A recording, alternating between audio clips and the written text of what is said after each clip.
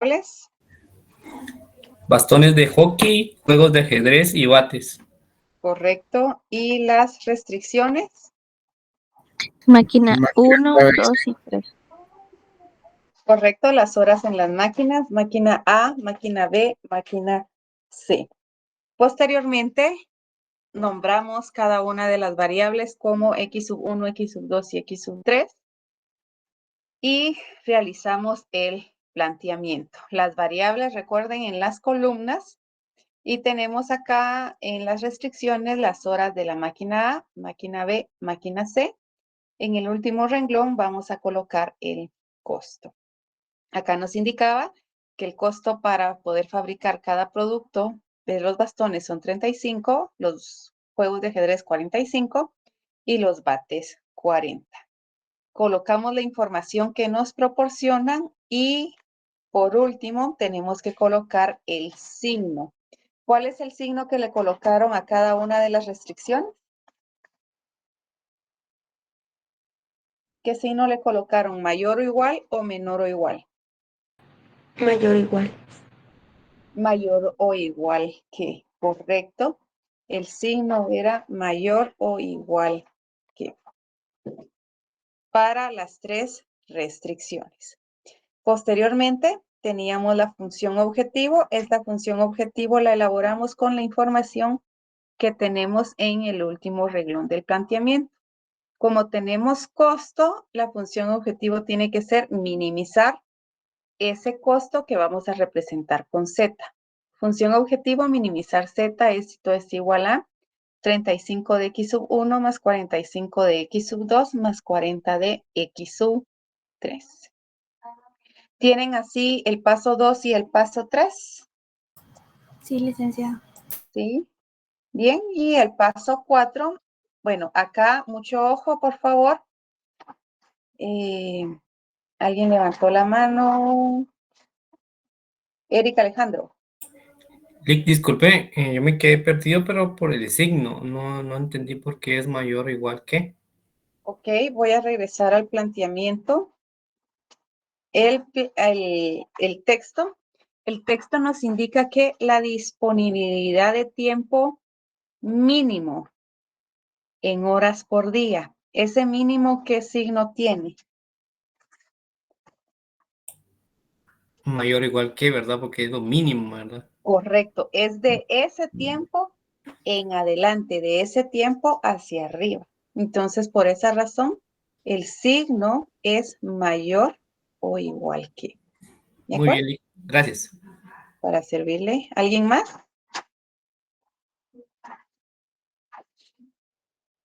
Bien.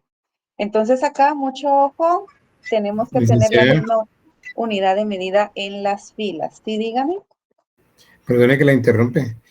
Si hubiera hecho ahí a lo sumo, ¿cómo se hubiera colocado el signo? A lo sumo, ese a lo sumo es sinónimo de como máximo. Entonces el signo tiene que ser menor o igual que. Ok, gracias, licenciada. Recuerdan que les sugerí también en el salón de clase que pudieran buscar los sinónimos, que pudiéramos buscar los sinónimos de estas palabras de mayor que, mayor o igual que y menor o igual que, porque eso nos puede ayudar para poder saber cuál es el signo que le vamos a dar a cada una de esas restricciones. Si no lo han hecho, sugiero que lo hagan, que busquen los sinónimos de mayor o igual y de menor o igual. Bien, entonces continuamos. Después es el planteamiento. Después de la función objetivo, tenemos convertir las restricciones como inecuaciones. Y acá es exactamente el mismo paso que realizamos con el método gráfico, con el método simplex, ya sea maximización o minimización. Observamos los valores que tenemos en el planteamiento, en este caso es 4 de x sub 1, 6 de x sub 2, 5 de x sub 3 y el signo mayor o igual que 1200. De la misma manera, la segunda restricción y la tercera que es de máquina 1, máquina 2, máquina 3. Y posteriormente colocamos la restricción de la no negatividad, que es la que nos recuerda que los valores de x sub 1, x sub 2 y x sub 3 no pueden ser ceros o negativos. ¿Dudas hasta este momento? Si lo tienen de esta manera, paso 1, 2, 3 y 4.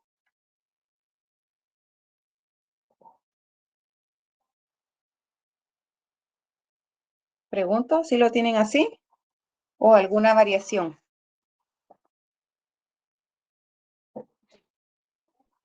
Sí, licenciada.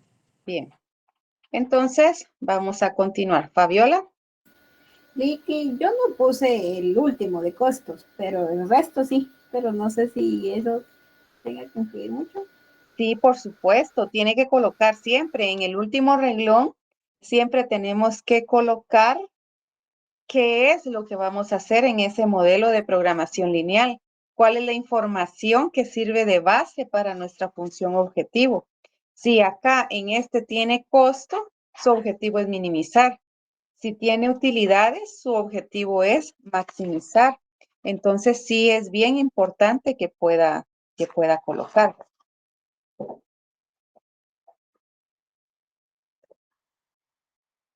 Bien, entonces, del paso 1 al 4, como les comenté, es exactamente el mismo procedimiento que con el método gráfico, método simplex, independientemente de si es minimización o maximización. Del paso 1 al 4. Del 5 en adelante cambia por completo para cada uno de los métodos. Para gráfico, el paso 5 es cambiar inecuaciones a ecuaciones. Para simplex, maximización es convertir las inecuaciones en ecuaciones agregando variables de holgura. Y para simplex, minimización, el paso 5 también cambia. Entonces, en la clase de hoy vamos a presentar el procedimiento para resolver un ejercicio de método simplex para un caso de minimización. Entonces, el paso 5 nos indica que tenemos que, bueno, antes de pasar al paso 5, el recordatorio que, al igual que en maximización, cuando el ejercicio es maximización, todas las restricciones tienen que tener signo menor o igual que cuando es maximización. Y cuando es minimización, todas las restricciones tienen que tener el signo mayor o igual que. En este caso, para este ejemplo, si cumple. Todas las restricciones cumplen con esa condición. ¿Y qué hacemos si en dado caso una de las restricciones no cumplen? ¿Qué hacemos? ¿Recuerdan? Se multiplica por menos 1. Correcto. Si en dado caso una de esas Se restricciones... pone un signo negativo. Sí, se multiplica por menos 1 y todos los términos cambian de signo, incluyendo el mayor o igual.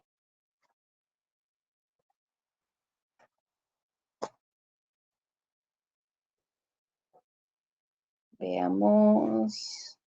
¿Sí, Giovanni? Licenciada, ¿y esto es aplicable únicamente para el método simplex? Sí, para el gráfico no. El gráfico no aplica porque en gráfico podemos tener mayor o igual en la misma. Recuérdense que en gráfico el signo nos indica hacia dónde está el área de interés. Entonces puede ser mayor o igual o menor o igual que. Pero eso es cuando tenemos dos variables. Cuando tenemos tres, allí sí aplica que todas las restricciones tienen que tener el mismo signo. Si es maximización, el signo tiene que ser menor o igual que, y si es minimización, el signo tiene que ser mayor o igual que. ¿De acuerdo? ¿Estamos claros con eso? Gracias, licenciada. Para servirle. ¿Alguien más? Bien, entonces el paso 5 consiste en lo siguiente. En el paso 5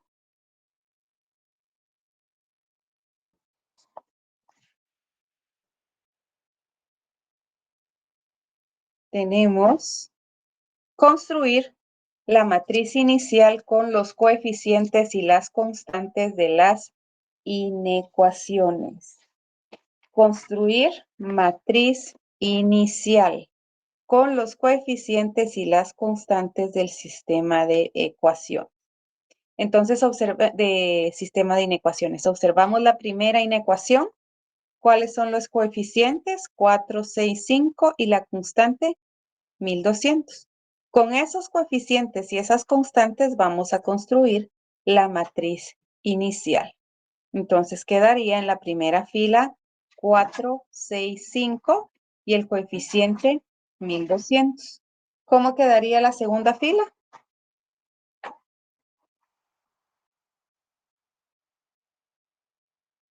2, 5, 2, 5, 5, 1000. ¿Correcto? ¿Y la tercera? 3, 1, 1 igual a 360. Correcto. Y en la última fila vamos a incluir los coeficientes y las constantes de la función objetivo. ¿Cuáles son los coeficientes de la función objetivo?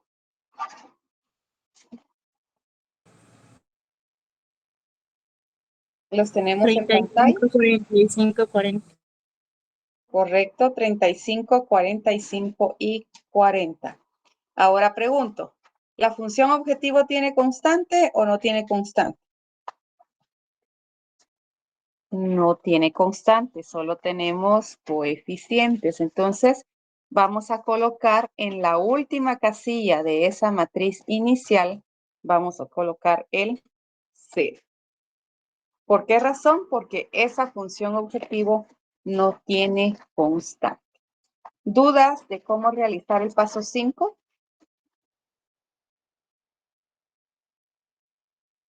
¿No?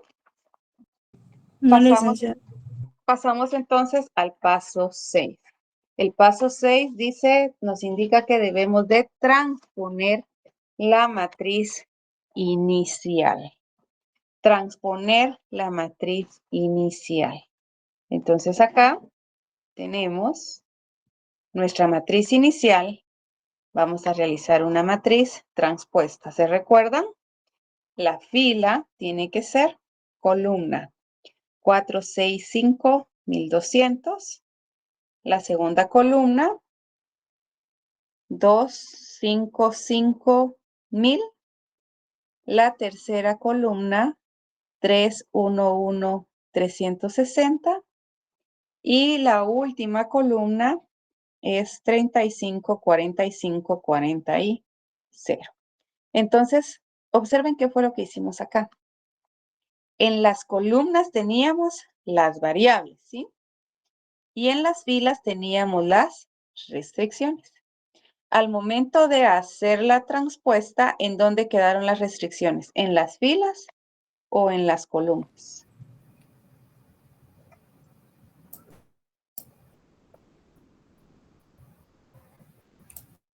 En la columna. En las columnas. Entonces, cambiaron de posición las restricciones y las variables. Bien, entonces, considerando ya esto, en el paso 7 tenemos que construir el primer tablero simplex, pero observen qué es lo que indica el paso 7. Agregando una matriz identidad. ¿Y cuál es la matriz identidad? La matriz que convierte en ceros y unos. ¿En dónde están los unos en de la matriz identidad? ¿En qué En posición? en una línea, en el primero, el 1 está en el primer dato, en el segundo está en el segundo y en el tercero está en el tercero. Sí tiene la idea y tiene en mente cómo es una matriz identidad. Sería en la primera columna, primera fila. Segunda Ajá, columna, segunda fila y tercera columna, tercera fila. sí. Y eso se llama diagonal Principal. principal, correcto. Entonces, tenemos acá en pantalla la última y la penúltima columna.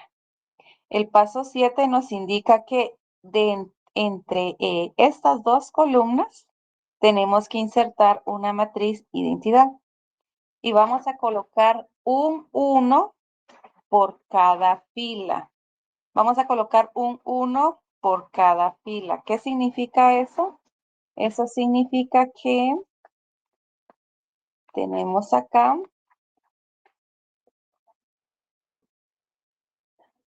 la primera fila.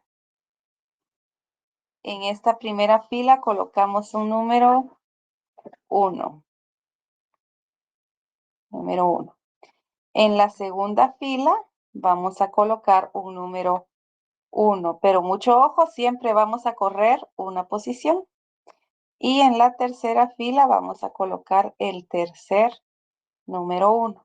Si hubiéramos tenido otra cuarta fila sin incluir la función objetivo, colocamos otro 1 y así sucesivamente. Es un 1 por cada fila. Y el resto de elementos pues son ceros. Ay, aquí no quedó tan bonito ese cero. El resto de elementos son ceros. ¿De acuerdo? Les voy a proyectar en este momento y nos quedaría de la siguiente manera. 1, 0, 0, 0. El segundo 1, 0, 0, 0 en el resto de elementos.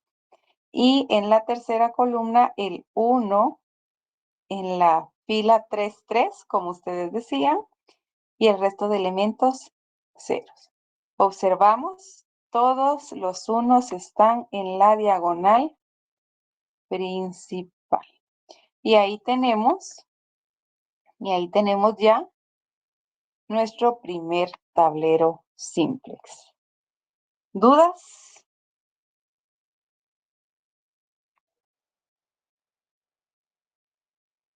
¿No hay dudas? No, todo bien. ¿Seguros? Por el momento no, Lictor. ¿No? Bien, entonces vamos a continuar. El siguiente paso, sí notaron que vamos a cambiar el signo a los valores del último renglón. Y mucho ojo con esto, porque dice cambiar el signo a los valores del último renglón.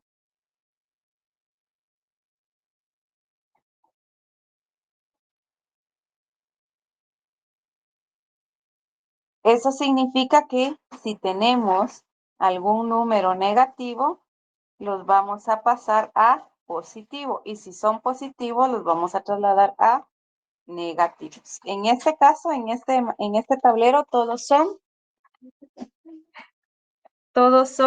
positivos. Entonces los vamos a pasar a negativos. Nos quedaría menos 1200, menos 1000, menos 360. Y acá en los ceros, pues estos son neutros, no tienen un signo como tal. Entonces, ¿dudas hasta lo que hemos avanzado?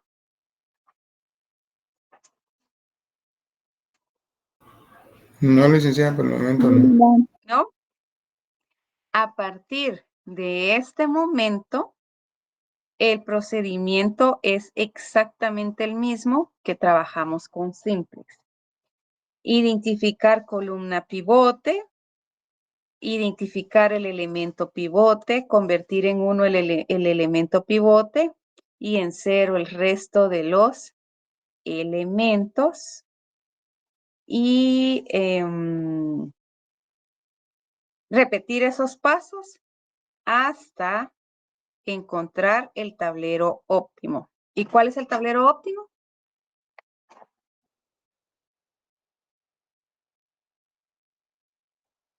¿Cuál es el tablero óptimo?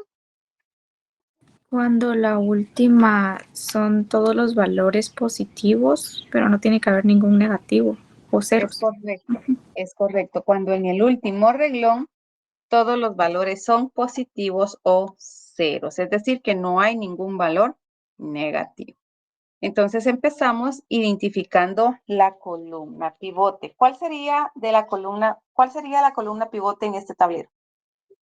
R1, R2, R3, X1, X2, ¿cuál sería? Era la que más se alejaba de cero, ¿verdad? Así es, 1200 R1. correcto. La columna pivote es menos 1200. Posteriormente, sí queda claro por qué ese menos 1200, ¿verdad? Ya lo habíamos explicado, pero pregunto si está claro o todavía hay inquietud.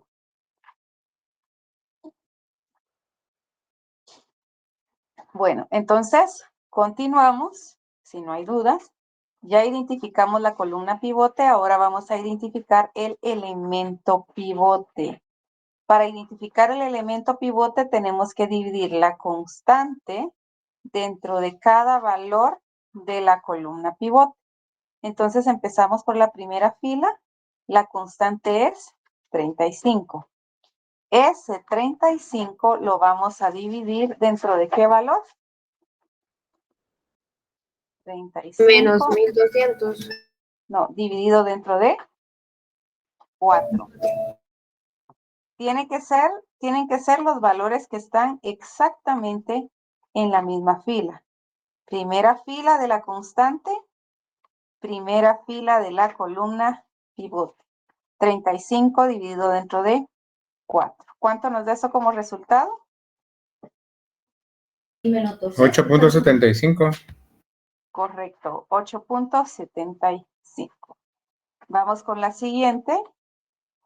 ¿Qué división tendríamos que hacer?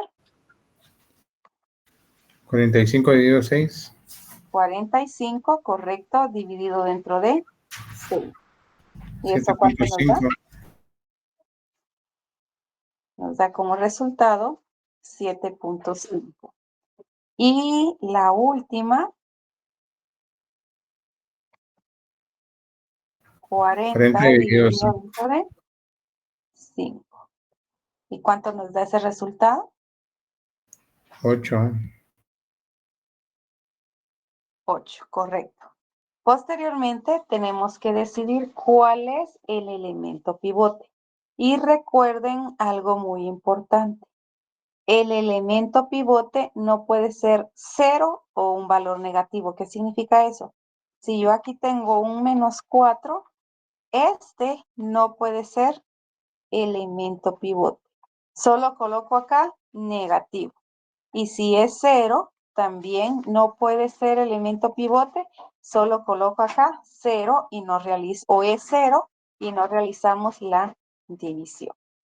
Entonces, el elemento pivote es aquel en donde obtenemos el menor cociente. Tenemos acá 3 cocientes. ¿Cuál es el menor? ¿En qué fila está el menor cociente? ¿O cuál es el valor de ese? 35. ¿Cuál?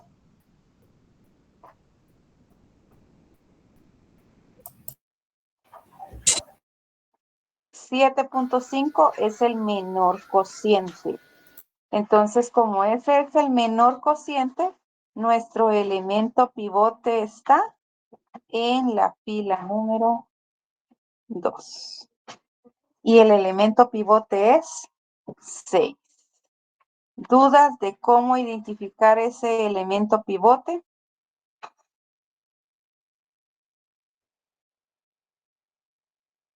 ¿No? No, Legda, todo bien. Bien, entonces si no hay dudas, continuamos y ahora ya viene el siguiente paso, que nos indica convertir en 1 el elemento pivote y en 0 el resto de elementos de la columna pivote.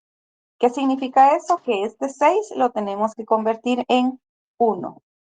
Para convertir este 6 en 1, ¿qué realizamos? Multiplicamos toda la fila, ¿por qué valor? -6. Un sexto. Un sexto Sexto. es el inverso. Un sexto y empezamos con todo el procedimiento que ya, hoy sí ya creo que se lo saben de memoria, ¿sí o no? Un sexto por 6, un sexto por 5, un sexto por 1 y hacemos exactamente lo mismo hasta terminar con la columna de constantes. Un sexto por 0, un sexto por 1, un sexto por 0 y un sexto por 45. Eso nos va a dar los valores para poder completar o construir nuestro segundo tablero simplex. Después de que convertimos este 6 en 1, hay que convertir el resto de los elementos ¿en qué valor? En 0. Este 4 hay que convertirlo en 0. Este 5 hay que convertirlo en 0. Y el menos 1200 hay que convertirlo en 0. ¿Está claro el procedimiento? Pregunto, ¿está claro el procedimiento? Sí. ¿Sí? Sí, Bien. ya. Empecemos entonces, vamos haciéndolo poco a poco, por favor, para ir agarrando práctica. Les indicaba, bueno, lo que voy hablando ustedes pueden estar avanzando. Les indicaba en otras ocasiones en el salón de que este primer parcial era clave porque el segundo parcial trae 3 ejercicios y como ustedes se pueden dar cuenta en lo que hemos avanzado, los procedimientos son más extensos. El procedimiento es algo como bastante mecánico, pero todo parte del análisis. Si el planteamiento está equivocado, podemos tener bien todos nuestros cálculos, pero en un planteamiento erróneo. Les indicaba también a algunas estudiantes que es importante que practiquen, realicen sus ejercicios, hagan su hoja de trabajo conscientemente. ¿Qué significa eso? No le copien la hoja de trabajo a nadie. Háganla por sus propios medios para poder trabajar, para poder analizar y para poder adquirir velocidad o agilidad al momento del examen. El principal factor que va a incidir en la nota del segundo parcial será el tiempo. Imagínense, un ejercicio de gráfico, un ejercicio de simplex y un ejercicio del tema que aún tenemos pendiente por trabajar. Entonces, mientras más ejercicios ustedes resuelvan así completos, van a adquirir una mayor velocidad para poder operar. ¿De acuerdo? Entonces voy a presentar la operatoria de la primera fila, que es de las flechas celestes. Nos quedaría la fila pivote con los siguientes valores. 1, 5 sextos, 1 sexto, 0, 1 sexto, 0 y 15 medios. ¿Obtuvieron esos valores? ¿Sí? Bien. Sí. Entonces, esa fila, incluso la tenemos de color amarillo, esa fila es nuestra fila pivote y nos va a servir para convertir en 0 el resto de elementos. Trabajen, por favor, convirtiendo el 4, el 5 y el menos 1200. Si empezamos por el 5, acá no importa el orden que ustedes elijan, siempre van a llegar al mismo resultado. Si empezamos por el 5, tenemos que multiplicar la fila pivote por ese valor cambiándole el signo. Y entonces sería menos 5. Y empezamos siempre con el procedimiento. ¿En qué consiste? En multiplicar por la fila pivote. Acá multiplicamos. Y luego vamos a sumar los elementos de la matriz anterior. Acá sería suma. No importa si ya habían empezado por el 4, el procedimiento es exactamente el mismo. Vamos a dar unos minutos para que ustedes puedan terminar con los cálculos y también indicar si ese es el tablero óptimo o no. ¿De acuerdo? ¿Hay alguna inquietud hasta donde hemos avanzado?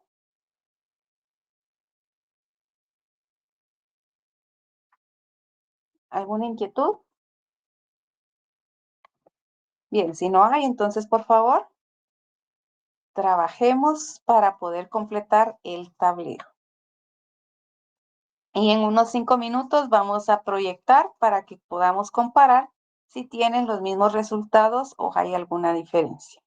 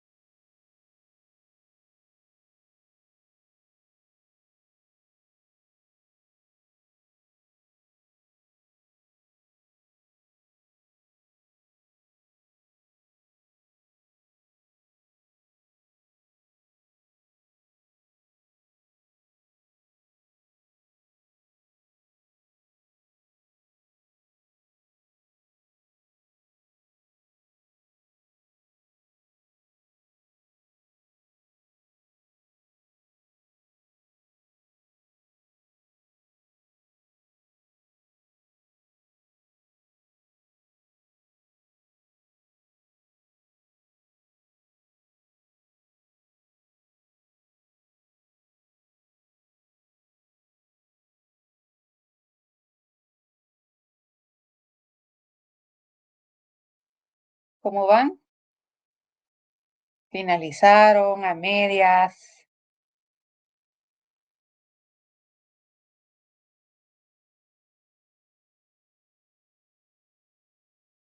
se durmieron, están viendo las notas en la plataforma, ya se decepcionaron, se emocionaron.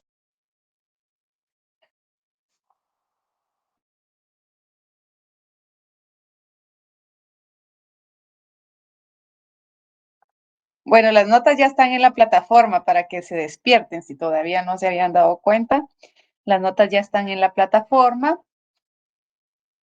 Si tienen dudas, bueno, hay un reglamento de evaluación, pero si tienen dudas pueden enviar su nombre, su número de carnet y yo les llevaría el examen en el próximo día de clases.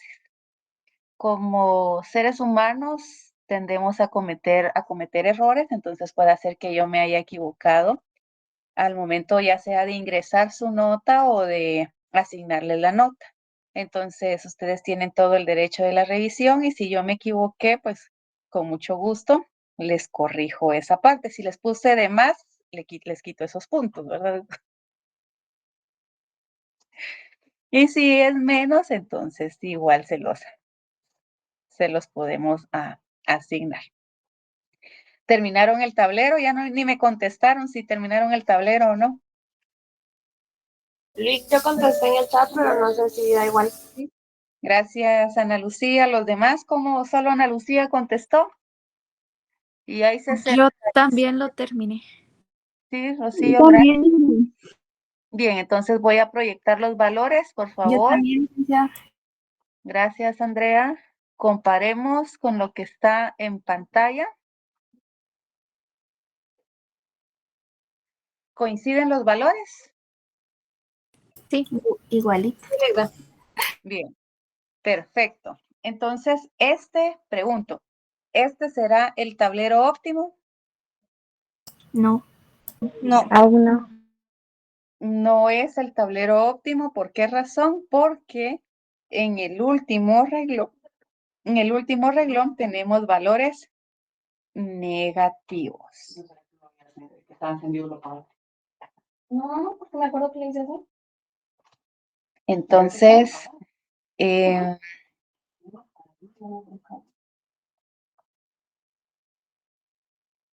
los valores acá tenemos en este tablero, tenemos acá en el último renglón los valores, tenemos todavía un valor negativo y mucho ojo porque la columna pivote puede estar tanto en el área donde tenemos las restricciones o bien en el área en donde tenemos las variables. Acá, en cualquiera de estos dos apartados podemos encontrar la columna pivote. En los ejercicios que hemos realizado hasta el momento, solo hemos encontrado en esta primera sección. Pero nuevamente, reitero, pueden estar acá en la segunda sección. Entonces acá tenemos un valor negativo, por lo tanto no tenemos más que decidir y esta es nuestra columna pivote. Tenemos acá que la columna pivote es R3. ¿Y qué nos indica el paso 12? Que tenemos que repetir los pasos del número 9 en adelante hasta encontrar el tablero óptimo. ¿Cuál es el tablero óptimo? Aquel en el cual en el último renglón todos los valores son positivos o ceros. Entonces acá ya encontramos que esta es nuestra columna pivote. ¿Sí, Madeline? Solo es algo referente a lo del examen, pero si gusta termina ahí. Disculpe. Bien, entonces viene acá, tenemos R3. Alexander.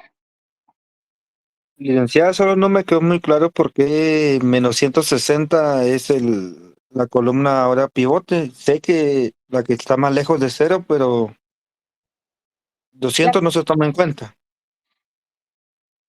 No. ¿Por qué razón? Porque la columna pivote tiene que reunir dos características. Primero, es un valor negativo. Esa es la primera. La columna pivote tiene que tener un valor negativo en el último renglón. Y la segunda es que es la columna más alejada de cero, es decir, el menor valor negativo.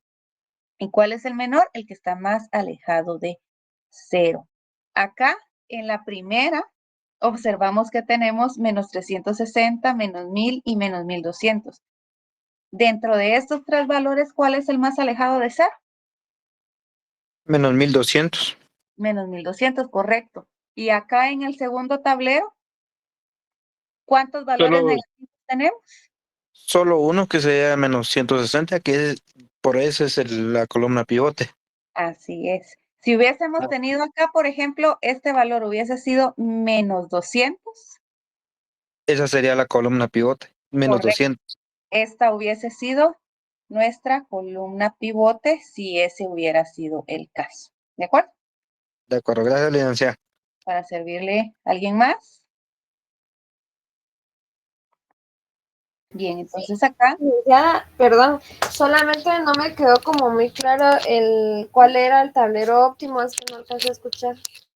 El tablero óptimo es aquel en el cual en el último renglón, es decir, en este apartado, en la última fila, el que encerramos en rojo, en este apartado solo tenemos que tener valores positivos o ceros. Si tenemos algún negativo, no es el tablero óptimo.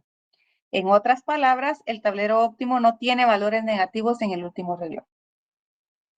Gracias, Lita. Para servirle. Bien, entonces, acá esta es nuestra columna pivote.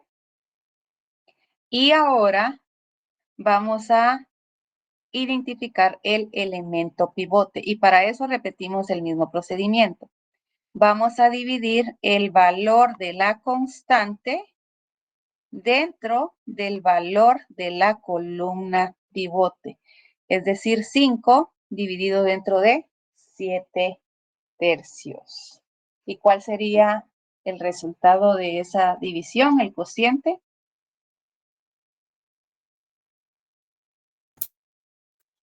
15 séptimos.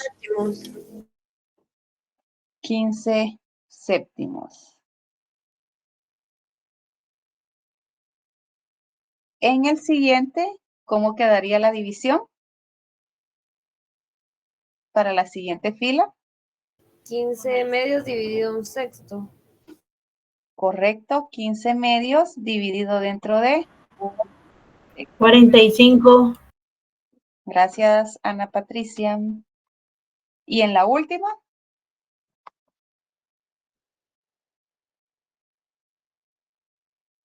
5 5 medios. medios dividido un sexto. Correcto. ¿Y cuánto nos da como resultado? 15. 15. Recuerden algo muy importante, esto vuelvan a anotarlo porque el elemento pivote no puede ser 0 o valor negativo. ¿Qué significa eso? Que si acá en la primera fila hubiese tenido un signo negativo que es menos 7 tercios, ni siquiera es necesario realizar esta división. ¿Por qué razón? Porque colocamos es negativo. Si en el siguiente hubiésemos tenido un 0, ni siquiera hacemos la división de 15 medios dividido dentro de 0, sino que solamente colocamos es 0. Repito, el elemento pivote no puede ser 0 y tampoco puede ser un valor negativo. Acá, en esta columna, todos los valores eran positivos, por lo tanto, por eso se realizó la división de las tres constantes dentro de cada uno de los valores. Ahora bien, vamos a identificar cuál es el menor cociente. Y la fila en donde tenemos ese menor cociente es en donde estará ubicado el elemento pivote. De los tres cocientes que tenemos, ¿cuál es el menor? Es en el primero, en el 15 séptimos, porque R3, 7 tercios. Correcto. Acá en esta primera división tenemos el menor cociente, que es 2.14. Eso significa que el elemento pivote está en la primera fila. Y ese elemento es 7 tercios. Y a partir de acá, pues tenemos que repetir los pasos. ¿Cuáles son esos pasos? Primero, convertir en 1 el elemento pivote. Este 7 tercios lo tenemos que convertir en 1. Y para convertir ese 7 tercios en 1, multiplicamos por el inverso. ¿Y cuál es el inverso de 7 tercios? 3 séptimos. 3 séptimos, correcto. Entonces, multiplicamos toda la fila pivote por ese valor para poder obtener nuestro siguiente tablero simple. Entonces sería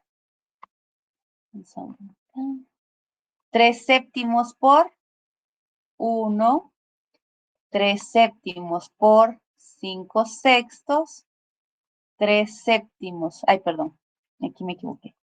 Voy a borrar esta lente. 3 séptimos por 0, acá tenemos un 0, solo que acá no está en el tablero, pero lo voy a colocar.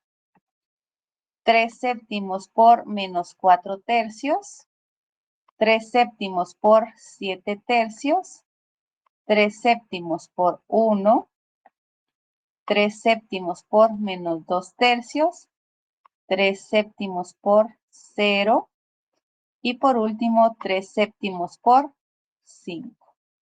Con eso conformamos nuestro siguiente tablero y después de convertir este 7 tercios en 1, tenemos que convertir el resto de elementos ¿en qué valor? Cero. En Cero.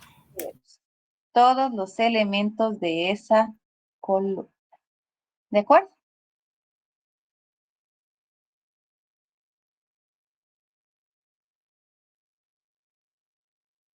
¿Dudas hasta el momento? Ligda, con respecto a los números negativos o en cero, por ejemplo, usted mencionaba el 7 tercios o el 1 sexto. A la hora entonces de que fueran negativos o estuvieran en cero, no se toman en cuenta para buscar el elemento pivote. Así es, Ana. Pero sí los toma en cuenta para incluirlos dentro del procedimiento de convertir en cero. Por ejemplo, que acá el 1 sexto fuera negativo menos 1 sexto y el elemento pivote es 7 tercios, este valor lo convertimos en 1 y este menos 1 sexto sí lo tenemos que convertir en 0. ¿Me di a entender? ¿Ana? Perdón, Ligda, es que le escuché algo entrecortado, tengo problemas con mi internet, pero sí ya le capté la idea de eso, Ligda. Muchas gracias. Muy bien, para servirle. Bien, entonces, ¿ya tienen la multiplicación, Carlos?